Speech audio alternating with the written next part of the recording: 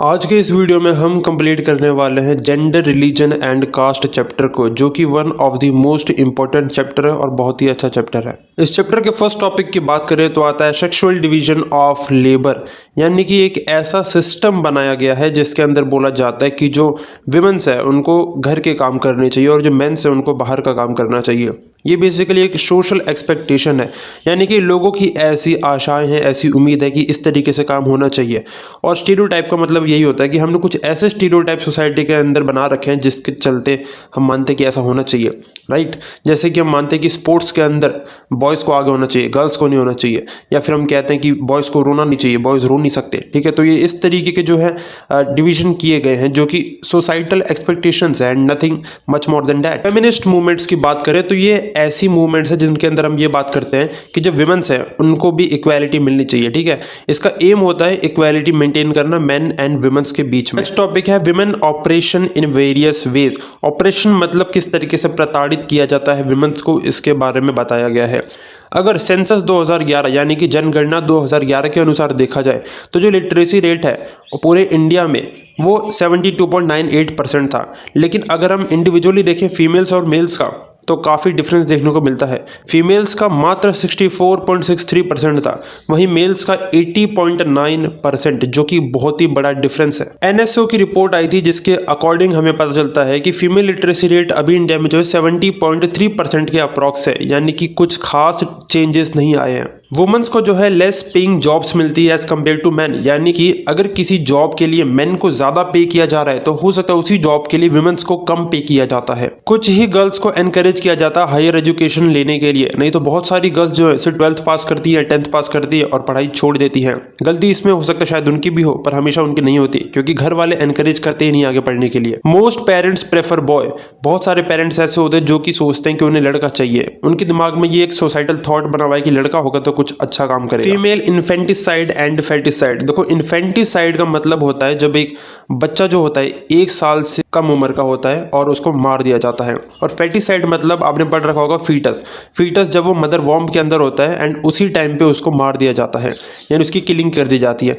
ये एक criminal act है, ऐसा करना एक क्रिमिनल एक्ट है until and unless it is done legally, ठीक है। आप लीगली जो इन्फेंटिसाइड भी नहीं करा सकते, लेकिन आप फेटिसाइड जो हो सकता है लीगली शायद आप करवा सकें, लेकिन उसके लिए भी बहुत सारा एक लंबा प्रोसेस होता है, ठीक है। तो ये क्रिमिनल एक्ट है क्योंकि इसके अंदर आपने एक अनबॉर्न चाइल्ड की डेथ कर दी है। डॉरी हरासमेंट, यानी कि दहेज के चलते बहुत ही ज्यादा प्रेशर दिया जाता है, which is totally wrong. The next point is physical abuse and sexual harassment. हमें आमतौर पे ये आसपास अपने समाज के अंदर देखने को मिलता ही है। आप चाहे तो हर दिन न्यूज़पेपर पढ़ सकते हैं, आपको हर दिन न्यूज़पेपर में एक ना एक न्यूज़ जो है फिजिकल अब्यूज या फिर सेक्सुअल हरासमेंट से लेके मिलेगी ही मिलेगी। देखो, हमें ये तो पता है कि अगर हम कोई क्राइम करते हैं तो उसकी सज़ा क्या है, लेकिन सज़ा मिलने की जो गारंटी है वो बहुत ही कम है, यानी कि आप पकड़े जाएंगे नहीं पकड़े जाएंगे इसकी गारंटी बहुत ही ज़्यादा कम है, जिसके चलते हर कोई जो है लॉ के खिलाफ कुछ भी कदम उठा लेता है। करेंटली अगर देखा जाए, अगर पॉलिटिक्स के अंदर बात की जाए तो 15% जो है लोकसभा के अंदर विमेंस है और राज्यसभा के अंदर 13% आपको देखने को मिल जाएंगी।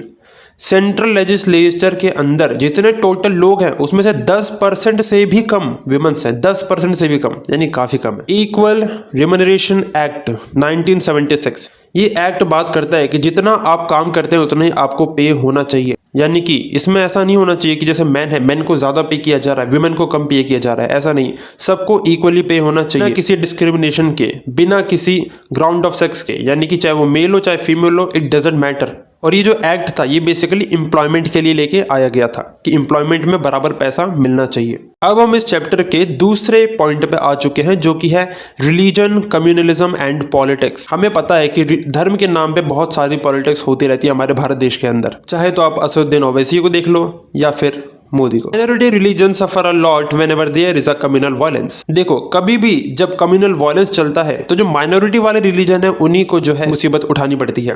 कहने का मतलब है माइनॉरिटी मतलब जो कि कम संख्या में है, जो कि जनरली आप एग्जांपल के ले सकते हैं जैसे कि मुस्लिम्स या फिर Christians, but I don't think so कि ऐसा होता है इंडिया के अंदर, क्योंकि जो अदर कम्युनिटीज है, माइनॉरिटी है, उनको काफ़ी अच्छा खासा प्रेफरेंस मिलता है हमारी कंट्री के अंदर। कम्युनलिज्म की बात करें तो कम्युनलिज्म जो है एक ऐसा टर्म है, एक ऐसा शब्द है जिससे हमें ये पता चलता है कि सोशली, पॉलिटिकल और इकोनॉमिक सिस्टम के अंदर हम लोग कम्युनलिज्म को घुसा देते हैं। कम्युनलिज्म बात करता है कि हम एक धर्म की ही बात करने लग जाते हैं कि ये धर्म इंपॉर्टेंट है, इस धर्म के लोग जो है कुछ बढ़िया बढ़िया काम करते हैं, हम इन्हीं को जो सपोर्ट करेंगे। इसके चलते होता क्या है कि अब जो दो अलग अलग कम्युनिटी उनके बीच में लड़ाई हो जाती है। कम्युनल पॉलिटिक्स, पॉलिटिक्स मतलब भाई जो इस सोच के साथ में जिस पॉलिटिक्स को किया जाता है उसे ही कम्युनल पॉलिटिक्स बोला जाता है। कम्युनल पॉलिटिक्स में जो सरकार है वो ऐसी, या नेता लोग जो है ऐसी पॉलिटिक्स करते हैं कि वो जो है एक ही कम्युनिटी की बात करते हैं, ठीक है, चाहे किसी धर्म को लेके या हो सकता है किसी कल्चर को लेके बात करते हैं। वो जो है ये नहीं देखते कि पूरे देश को क्या चाहिए, पूरी नेशन को क्या चाहिए, वो तो क्या भाड़ में, उनको सिर्फ फर्क पड़ता है कि एक कम्युनिटी को क्या चाहिए। अब यहाँ कम्युनिटी का मतलब सिर्फ ये नहीं है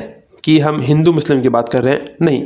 लाइक आप बात कर सकते हैं अखिलेश यादव की, जो कि यादव को बेनिफिट देता है, मायावती की, जो कि एससीज को बेनिफिट देती है। अब ये कम्युनल पॉलिटिक्स गलत तो है, पर क्यों गलत है? क्योंकि हमें पता है इसके अंदर जो है हम एक पर्टिकुलर कम्युनिटी को बेनिफिट दे रहे हैं, हम सोसाइटी का भला तो देख ही नहीं रहे। जिसके चलते होगा क्या, अब सोसाइटी के अंदर डिवीजन होने लग जाएगा और विवाद शुरू हो जाएगा। हम इसको किस तरीके से रोक सकते हैं? इसको रोकने के लिए पहला काम हमें यह करना है कि हमारी जो टेक्स्ट बुक्स होती है स्कूल के अंदर, उसके अंदर से ये सारा पोर्शन उड़ाना होगा जिसके अंदर सिर्फ धर्म की बात की जाती है, धर्म की राजनीति की जाती है। और हमारी न्यूज और मीडिया को ये सब कुछ प्रमोट नहीं करना चाहिए, क्योंकि हमें पता है हमारी न्यूज जो है, गोदी मीडिया है, वो भी इन चीजों को प्रमोट करती है। Setting up of an RAF होती है रैपिड एक्शन फोर्स, हम बना सकते हैं जो कि कम्युनल वायलेंस को हैंडल करने का काम कर सकती है। यानी कहीं पे भी विवाद वगैरह हो गया तो वहां पे जाके वो हैंडल कर सकती है। हमारे कॉन्स्टिट्यूशन के अंदर फंडामेंटल राइट्स लिखे गए हैं, जिसके पार्ट 4 के अंदर बोला जाता है आर्टिकल 25 से लेकर 28 तक कि आप कोई सा भी धर्म चूज कर सकते हैं, किसी भी धर्म का प्रचार कर सकते हैं, लेकिन आप किसी के साथ जबरदस्ती नहीं कर सकते किसी धर्म के लिए। इंडिया एक सेक्युलर स्टेट है। सेक्युलर का मतलब होता है कि यहाँ पे कोई भी धर्म जो है प्रधान नहीं है, हम किसी भी धर्म को जो है ऑफिशियल नहीं मानते हैं। अब बात करते हैं कास्ट की। हमने पहले कवर किया जेंडर, फिर कवर किया रिलीजन, और अब हम आ चुके हैं कास्ट के ऊपर। कास्ट इनइक्वालिटी इंडिया के अंदर तो बहुत ही ज्यादा देखने को मिलता है। हम जाति के हिसाब से डिवाइड करते हैं कि ये जाति सबसे ऊपर, उससे नीचे ये, उससे नीचे ये, उससे नीचे ये, और ये सोसाइटी के अंदर होता है और आज भी होता है।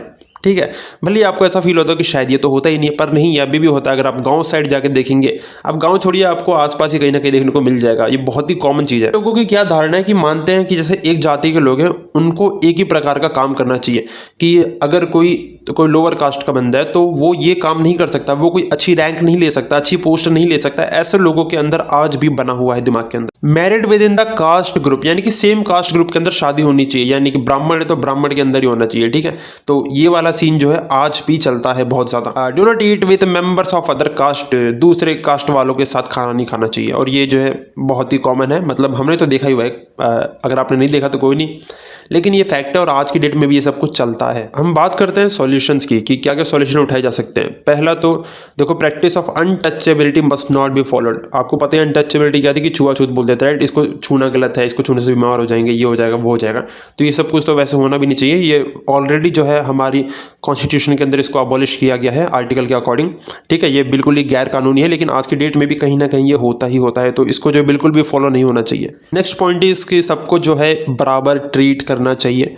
थर्ड पॉइंट है कि हर पर्सन को जो है इक्वली अपॉर्चुनिटीज मिलनी चाहिए इस सोसाइटी के अंदर। देखेंगे तो एक कास्ट डिस्ट्रीब्यूशन दिखा रखा है कि 2011 के अंदर कौन सी जो कास्ट थी वो कितनी कितनी थी। अब कास्ट मतलब मैं यानी कि पूरी कास्ट बता दूंगा आपको, नहीं, यहाँ हम SC ST OBC के हिसाब से देख रहे हैं, right. General 30.74%, OBC 44 and there is ST 8.63 and SC 16.63, जो कि आज की डेट में ऑफकोर्स ये आंकड़ा जो चेंज हो चुका है। तो ये 2011 का सेंसस है, क्योंकि बुक में भी 2011 का सेंसस ही दे रखा है, इसलिए हमने 2011 का डिस्कस किया। सो आई होप कि आपको ये जो है चैप्टर अच्छे से समझ आया होगा, एंड तब तक के लिए keep studying, have a good day, bye bye.